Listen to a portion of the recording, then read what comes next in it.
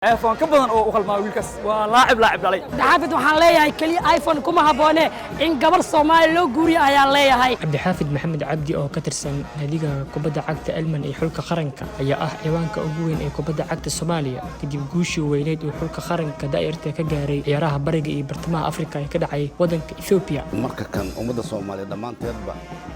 way ku wada faraxsan yihiin guushii laga keenay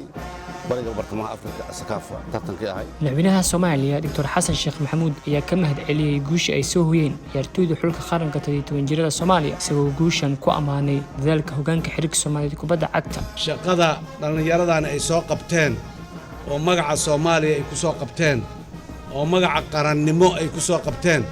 waxay ka mid tahay soo celinta Soomaaliya lagu soo celinayo inay dib u istaagto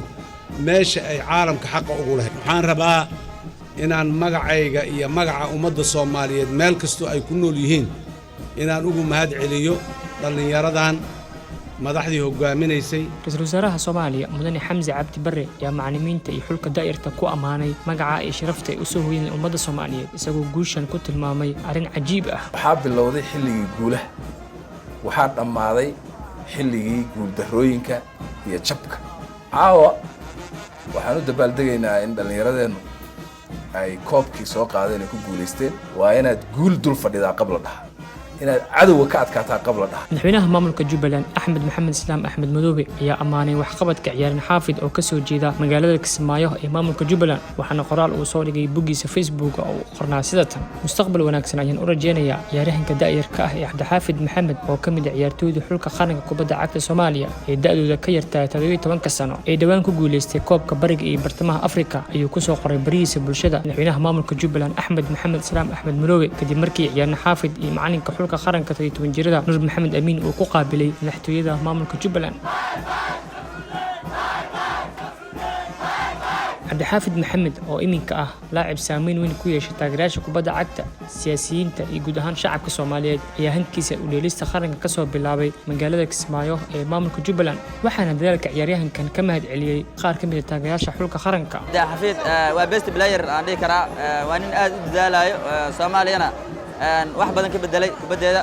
waxaan leenahay aad buu u maasan yahay saaxiibkeed Cabdi waxaan leeyahay kaliya iPhone kuma haboone in gabar Soomaali loo guuriyo ayaan leeyahay gabar in loo guuriyo ayaan leeyahay in qarashka arooska dhammaan in laga bixiyo iPhone waa kun laakiin gabar nool in loo guuriyo ayaan leeyahay wiilkaasi iPhone ka badan oo u qalmaa wiilkaas waa laacib dhalay laacib waa aadan u taageeraa wiil daa'ir waaye ilaahay ilaah nooga haayo marka hore wuu dadaal badan yahay insha Allah waxaan u rajeynayaa guul intaas ka badan inuu soo gaari doono insha Allah Cabdi Xaafid asna ciyaarankii lambarka 22aad noo watay qaranka Soomaaliya oo asna kubadda ajaa'ib la soo bandhigay kulli asna abaalkiisa kulli taariikhda Soomaaliya ay xusi doonto وداير ونكسر علينا مستقبل ونكسر كوريجينا إن شاء الله. لاعب حافظ يا ترتنك كسر دماد مجال أديس أبابا إدلك إثيوبيا وحنا نقضي حدقي وجهه الهين تبدنا ترتنك تيجي جريدة برجي برتما أفريقيا وحنا لاعب حافظ شيء إني كجو أنتهي إنه نقول جارسيا سوماليا. هذا هو فرح سنة مرة بين آخرين كي أمثله أو في عنق بتنا رجينا ديلاير إن شاء الله. سكستبا يا ران حافظ يا لسي أول مرين تحدقي ونكسنا ترتنك تيجي جريدة برجي برتما أفريقيا وحنا حرفدين حافظ لو رجي مستقبل ونكسن.